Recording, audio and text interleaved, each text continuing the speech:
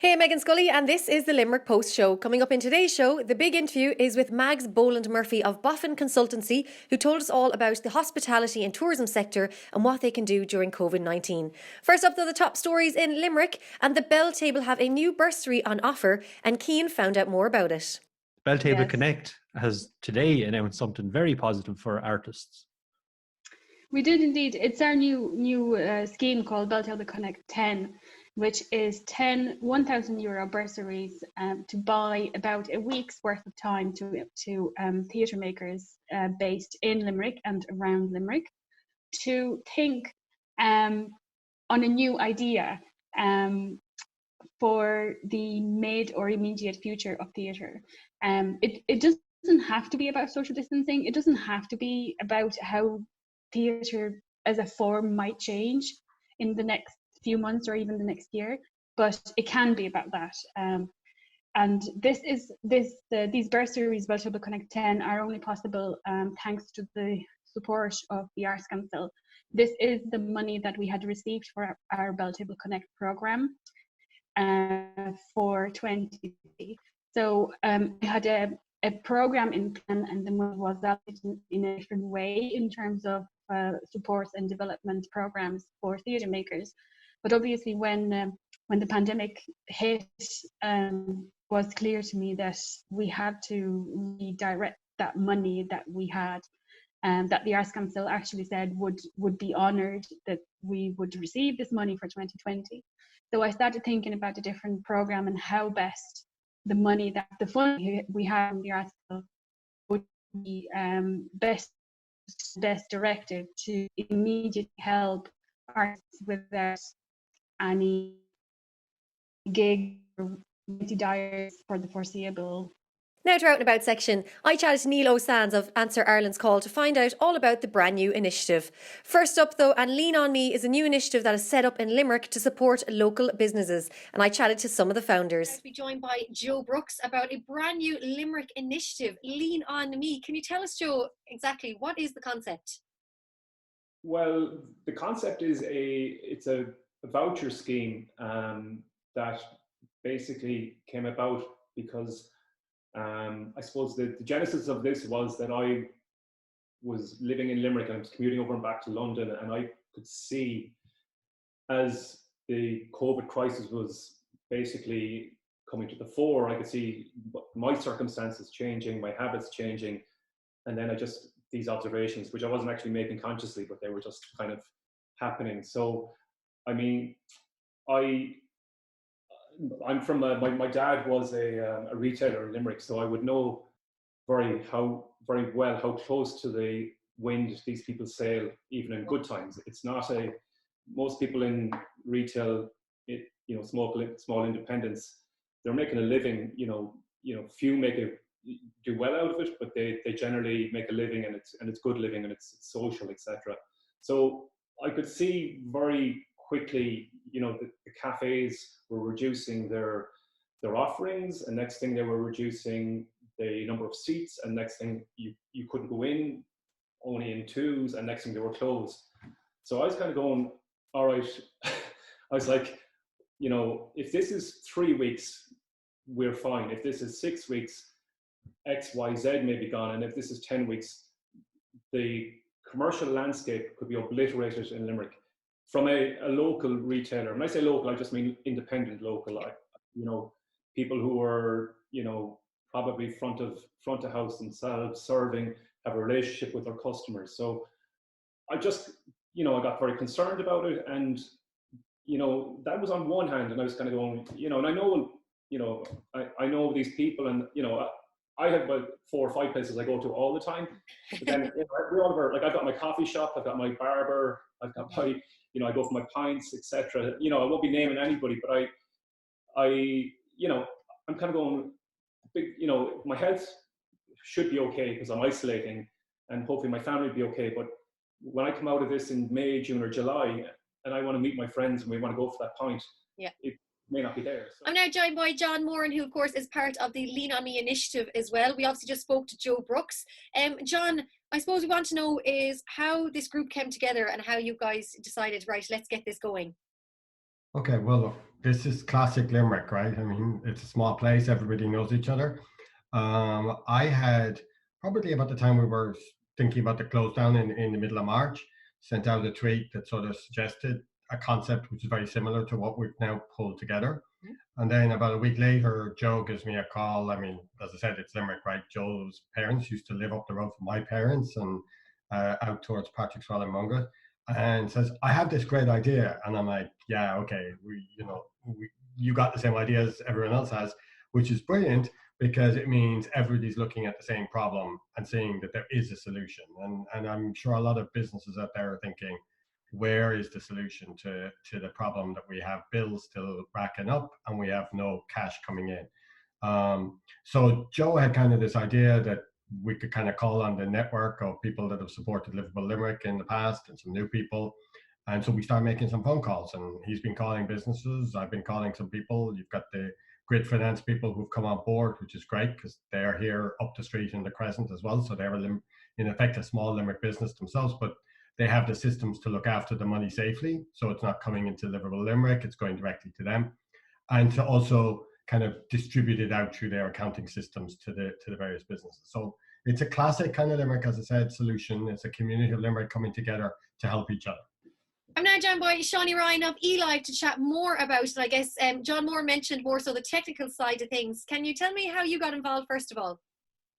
Hi Meghann, how are you doing? So John and Livable Limerick approached eLive, and we were delighted to get involved in this, and he gave me the brief around what the website was supposed to be for, and obviously to help local businesses in this time of need.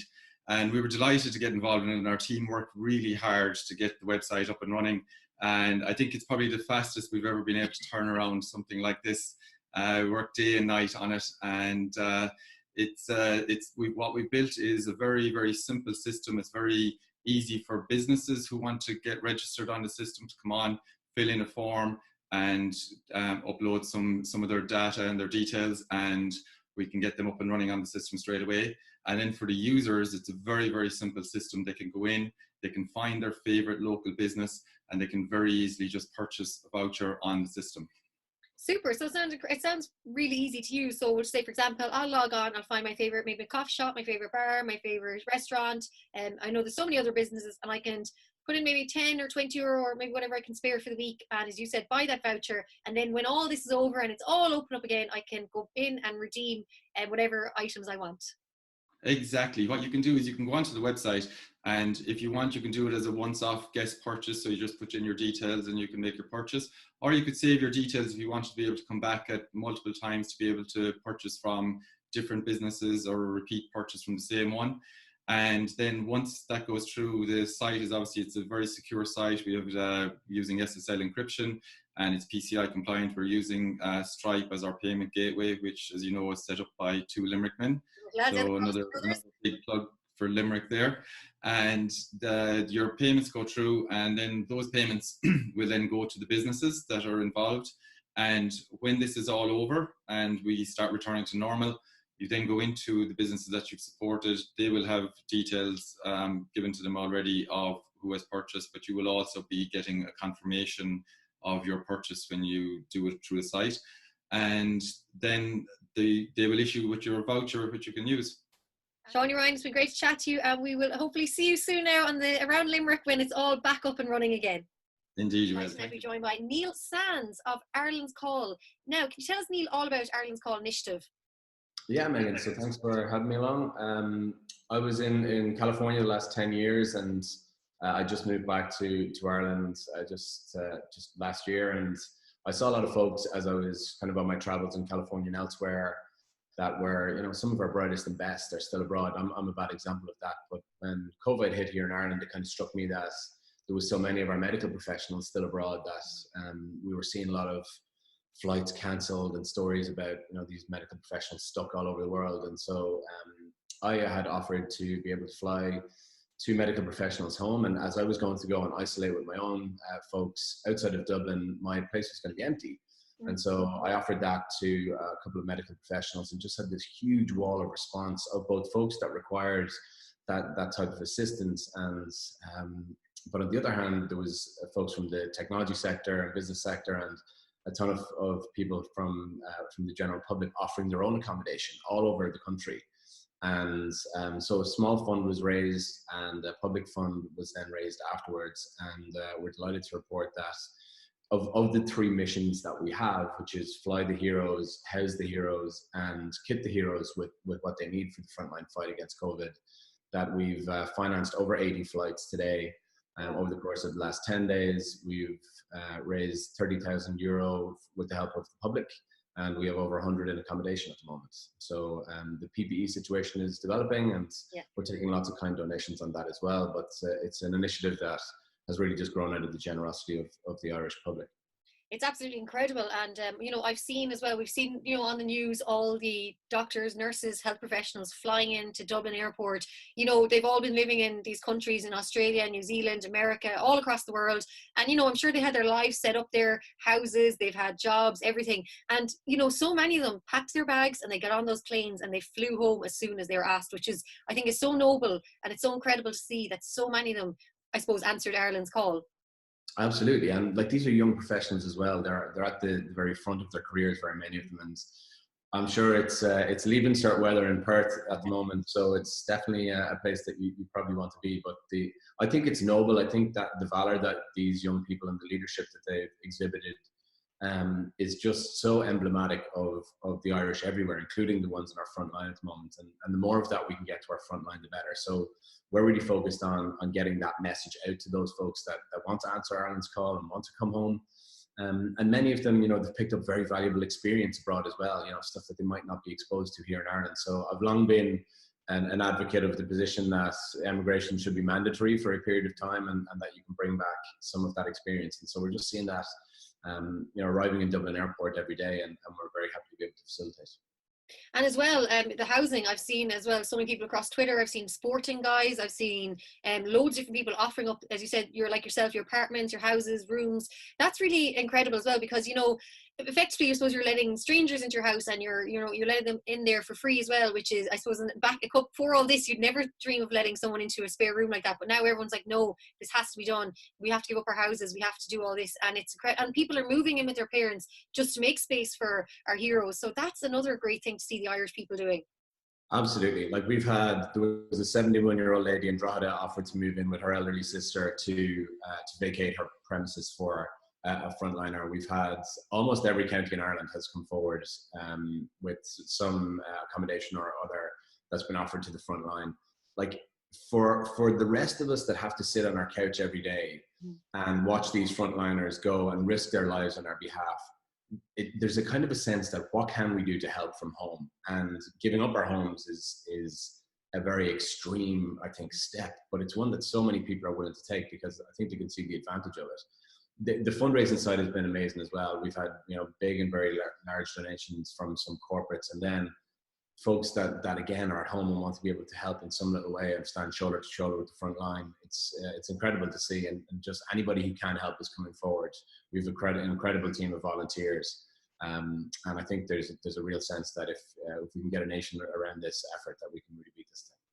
It is. It's wonderful. And as well, I know there is a family in Limerick that have given up their house to a Canadian doctor for not just a couple of weeks, not just a couple of months, but for the year. That's amazing. That's incredible. Yeah, like the generosity of the Irish public is probably the greatest asset we have on our balance sheet, and it's evident everywhere. The folks as well that have they've offered to drive nurses and medical professionals that they don't have access to public transport anymore. The folks that have come forward and offered they've offered their meals, they've offered their electric bikes, they've offered marketing, oversight, everything around all of these projects that you're hearing every day. There's a small army of people enabling the front line that you kind of never hear about. And giving up your home for years, certainly top of the list. It's absolutely fantastic. Now, Neil, if anyone wants to donate or get involved in Ireland's Call, where can they do it?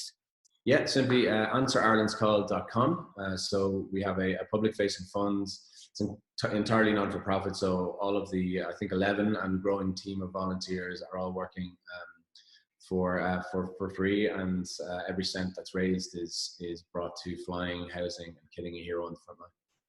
It's absolutely wonderful. Neil, how are you getting on yourself with your cocooning and your self-isolation? I'd say I am cocooning, so you'll see I have a piano which I have hardly played over the course of the last 10 years. It came with me from California, and so I'm slowly driving the neighbors crazy with chopsticks and some bad versions of Billy Joel at the moment. But I have to say, like, this is a 24/7 initiative at the moment, so I'm kept pretty busy. The volunteers, literally my younger brother Kevin and Connor Hughes, his roommate, are doing 24-hour shifts. So they have this headphone thing that you see at a call center, and the two of them are doing shifts to ensure that we can get the folks that are stuck in Christchurch and Auckland and Kuala Lumpur and elsewhere to get those folks home. So we're cocooning but kept busy.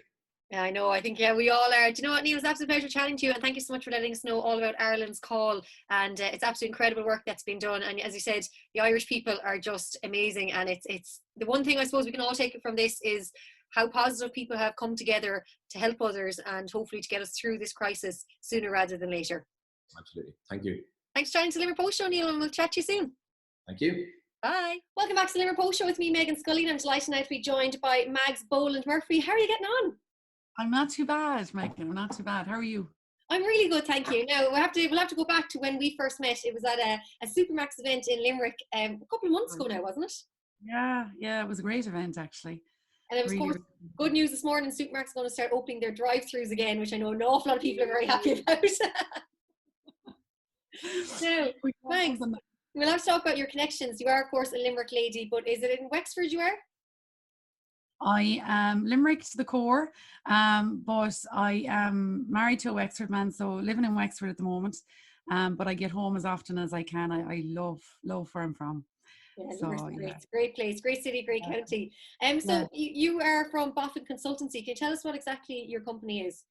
Okay, so it's a consultancy and advisory agency for businesses. So what we do, Meghann, is we work with business owners and business entities the length and breadth of the country, in Sweden and in the UK, and we've done some work in Sri Lanka as well, across a number of sectors. So tourism and hospitality, construction, food, retail, the media, because I've worked in all those sectors. And we work with business owners that might be struggling with specific challenges. So right now it's COVID, yesterday it was Brexit, tomorrow it'll be something else. And we work with them to overcome the challenges, but also we work with businesses that might be struggling with different specific pieces in their business, like sales and marketing. We help them to plan, to package and promote themselves so that they're getting in front of their ideal clients, they're recharging revenue, and they're building a sustainable business. And that's what we do in a nutshell. We also mentor with Enterprise Ireland, the Leo Network nationwide. We're with 6 different, including recently Limerick. And we are with Intertrade Ireland and Falls Ireland as well. So we do a lot of good work with them as well. And we are going to specifically touch on tourism today, because I know it's an area obviously you've worked a lot in and you do work in. Tourism at the moment is pretty much gone. It's been flattened. There is, all the pubs are closed, the restaurants, flying, hotels, like you name it. And it must be one of the worst times of the year as well, coming into the summer season. You know, we've missed out on St. Patrick's Day, we've missed out on Easter, and now as of yesterday, all our festivals and our huge race events and everything are gone up until at least September. Yeah. To be honest with you, my heart is breaking for that tourism sector, because that's where I trained. I trained as a GM, and it's always been around me growing up as well.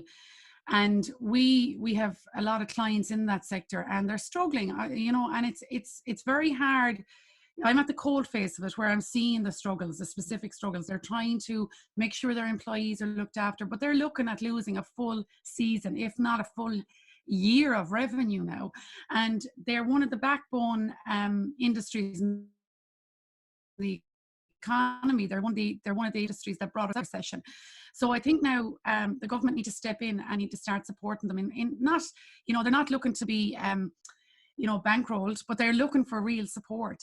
It's scary. It's very scary, because when they open up again, there's going to be social distancing. It's going to be gradual, and it's going to be the last sector to be opened up from where I'm sitting. I don't know if that's the case or not, but from what I see, I think it's going to be the last sector to be opened up, and that'll take a couple of months. Yeah. They really are struggling. But what I would say to anyone in the sector at the moment is, if you can at all, and it isn't, it's not that this is easy for me to say. It's not. I'm dealing with business owners every day, and we're helping a lot of them through crisis right now. But it's to look at what you can do. It's to look at what you need to do to be ready to hit the ground running the minute you're open. Yeah. Because when that happens, you will not have time to start looking at your website, to start looking at your plans. You will need to be ready to hit the ground running. And that's where a smart, simple plan comes into place. For instance, a lot of our international business is gone. It's gone for this season. It's gone for this year and possibly the first half of next year. So we need to look at the domestic market. As a nation, we're not going to be traveling. I certainly am not going to be getting on a plane anytime soon. But likewise, other nations aren't going to be. So you have to look and see, well, how can we encourage domestic tourism? How can we look at that now? And as a lot of people know in the sector, there are 2 seasons to it. A lot of people who aren't in the sector don't realize that. You've got your peak season and your off-peak season. Yeah. So look at ways that how can you use the resources you have right now to build that in the off season? Because you're going to have to look and see how can you extend your season. What do you need to review in terms of your packages? How do you need to review your pricing? For hoteliers, the percentage occupancy is going to go way down. Yeah, that's a fact, and it's a hard reality. But I think don't just look at the hoteliers as part of the sector. There's leisure activity providers, there's restaurants, there's bars, there's leisure sector, businesses as well. And there's some businesses that wouldn't be specifically tourism, but rely a lot on the tourism footfall for their business. The Leo as well, the Leo network across the country, and we work with a lot of them, they have great supports there. Go and look for help. Go and look for help. There's a business continuity voucher there. You should be applicable for it. You're in the right sector. You're driving revenue. The 3 things you need to be ticking are, is your e-commerce right? Are you supporting employment? And are you reaching new markets? And with the tourism sector, you should be able to tick those boxes. If you need to train your staff and upskill your staff, one of our really good clients was on email to me this morning. They want to get their training started remotely. So we're going to split it between face-to-face and remotely. And I think that's smart. That's smart business. They're thinking ahead. They want to get their staff ready to hit the ground running, because it is going to be literally survival of the fittest. Absolutely is. And I know my friends and I would say, for example, we've had to cancel pretty much all our holidays. Now, we all had holidays booked abroad. We had weekends to London. There was a trip to Ibiza. And now we've all kind of had a chat, and we've decided we want to do a staycation in Ireland. And that is our plan now. So we have kept our savings from our holidays, and we are looking into spending, I suppose, the money in our own country as well. So I think that a lot of people will need to I think a lot of people initially will be nervous to get out there, but as I said, we need to support our own. And if we want to have these next summer, we need to get out there, and we need to go to the restaurants, we need to go to the hotels, we need to avail of all the tourism that's around there, because as I said, we want these companies to last. And I think as well, you hit the nail on the head there about upskilling and training. I think it's a great time for people to be taking up hobbies, or to be, as you said, taking up kind of courses, or just training in different areas. I myself am doing an online course in well-being, and just because I have extra time, and it's really interesting. So I think there is opportunity there to kind of, as you said, have everyone up and running, because even last night in prime time on Taoiseach Leo Varadkar, he couldn't say when things are going to be opening again, but as you said, it's probably going to be a case of on a Friday evening going, okay, you can all open on Monday. And as you said, if you're not ready, you're going to be like, what? Yeah, and I think as well, Meghann, I saw that prime time last night, and it was a very good one. I think, and I was glad that they focused on the tourism sector, because a lot of the time it doesn't get the focus and the recognition that it actually deserves. And I think as well that people need to start. I'm a big champion for supporting local Irish business. I will always support the West, because that's where I'm from. But likewise down here in Wexford, we as a family will buy Irish, buy local produce, buy from local producers. That we have to keep the money in our economy. And one thing that I really was delighted with to see, and I didn't expect to see it, was the way we responded. We responded very independently. We sailed our own ship, and that ship is fighting the battle now well. We didn't wait for our neighbours to get a cold and we catch it. we actually went and did something independently. And I think we've shown our strength, and we've surprised a lot of other countries in Europe in regards to how we've responded so well to it. However, it's an ongoing battle. Yeah. But while we can now, even this morning online, my husband, and he's on the front line, he's on call. So he was doing the shopping online for us this morning, right? But it's a local Irish shop. It's all Irish produce as much as we can. And we're very cognizant of that now, because we need to keep our own money in our own country right now, because that's what's going to keep us up, get us up and running, and get us back to work. The good times will come again, but we're in for a couple of a lean time at the minute. I think as well, there's one thing that I've noticed, I think that hopefully will come out of this, that seems to be happening right now, and you just mentioned it, is buying Irish and supporting local. I think more and more people now are realising that they can buy their veg, they can buy meat, they can buy so much stuff from their local area. So I think now that's going to be a massive thing for everyone going forward, knowing that they can support their local. And I think that's important. I think even for businesses themselves, even for us, we use all Irish suppliers. And I think that's something that other businesses need to, don't order from China, don't order from other parts of the country or other parts of the world at the moment, because see what you can do via an Irish entity first. I think that's really important. And there's really good companies doing really good stuff at the minute as well, and they're supporting. They're not selling as such, they're just genuinely helping and supporting each other. And I was delighted to see Pat O'Sullivan from MasterChefs. I know Pat well, and I've worked with him. They have a great initiative, and they're under serious pressure. They're a big outfit, so there's another food entity that's finding a good way to use what they have to support people during this time as well, because that won't be forgotten. That's goodwill. So that's another thing I would say to bars, restaurants, hoteliers, is to actually support your community. Yeah. And be seen to do that, because I think it's really, really important that we build that relationship with our local communities now for the long term. And don't be afraid as well to share on social media that you're doing something good for the locality, because as you said, people will remember that when your doors are open again, you'll be thinking, oh, I remember that bar did this, or that restaurant did this, or that hotel did this. And I said, you're right, goodwill, I think, and good karma will come back to support you in a good way. And I think as well, Meghann, with regards to social media, I was doing a webinar with in the States last week with a group of business owners, and it was all around smart sales and marketing beyond challenges. And one of the things that I would say and stress to everybody out there is, just because you've closed your doors, don't stop being active and present. Yeah. You need to still be there, because if you don't, people will forget.